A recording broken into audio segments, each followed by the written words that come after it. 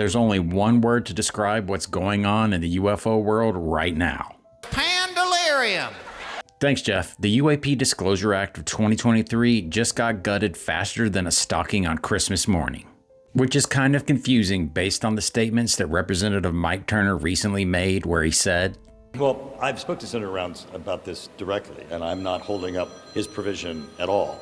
But as indicated by a brave band of brothers protesting outside of his office, Mike Turner is being accused by many people of being a bought and paid for Lockheed Martin hitman, and the ringleader responsible for Operation Kill Bill. And alongside Turner are Speaker of the House Mike Johnson, Senate Minority Leader Mitch McConnell, Senator Roger Wicker, and Alabama Representative Mike Rogers, who was recently praised by Matt Gaetz during the November 30th UAP Caucus press conference where he said, I also wanted to specifically thank House Armed Services Chairman Mike Rogers. He allowed the Burchett Amendment to go on the bill without objection, and I think he is to be commended for that. And yes, Gaetz is talking about the same Mike Rogers that literally lunged at him in the House chamber back in January. While Gaetz and the rest of the UAP caucus are pushing the 2-page Burchett UAP amendment in an effort to streamline the release of UFO information, Senator Schumer, who's the majority leader of the U.S. Senate, has been fighting to keep his 64-page UAP amendment intact. But his attempts were in vain because his UAP amendment was hollowed out, losing the proposed subpoena powers, additional whistleblower protections, amnesty for defense contractors, eminent domain authority, and last but not least, the Independent Review Board, that according to Danny Sheehan was going to include legal scholar Lawrence Tribe, 4-star General Laura Richardson, John Biggest Regret Podesta, and Leon Panetta, the former Director of Defense as well as the former Director of the CIA. But some have voiced warranted concern about having a CIA director on this review board, mainly due to a potential conflict of interest between his loyalty to his former Cloak and Dagger organization and his loyalty to the American people. But after names were named, there was even more Pandelirium! Because the Daily Mail recently published an article that claims that the CIA used the Office of Global Access to coordinate military special operation forces to rapidly deploy and collect crashed or landed UFOs.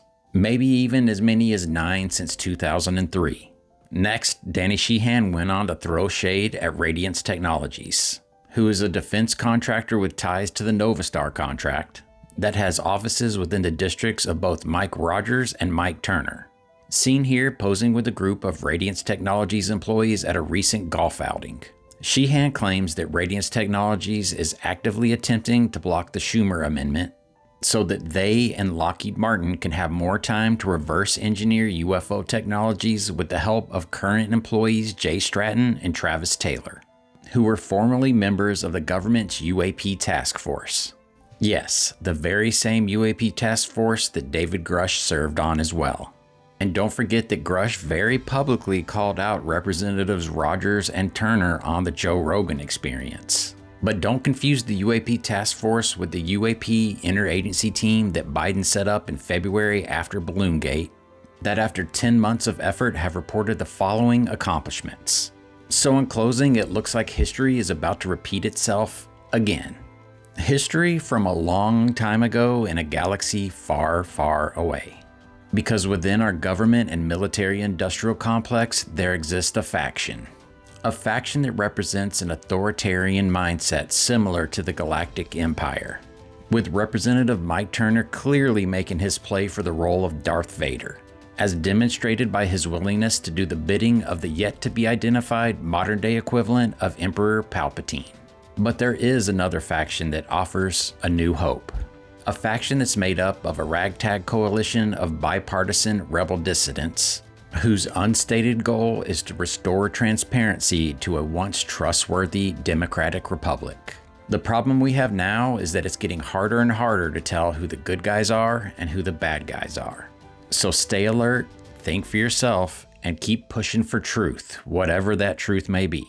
Now, I don't know what's going to happen over the next few years, but I can guarantee that I'm going to be sitting front row watching history unfold and that it's going to be absolute Pandelirium!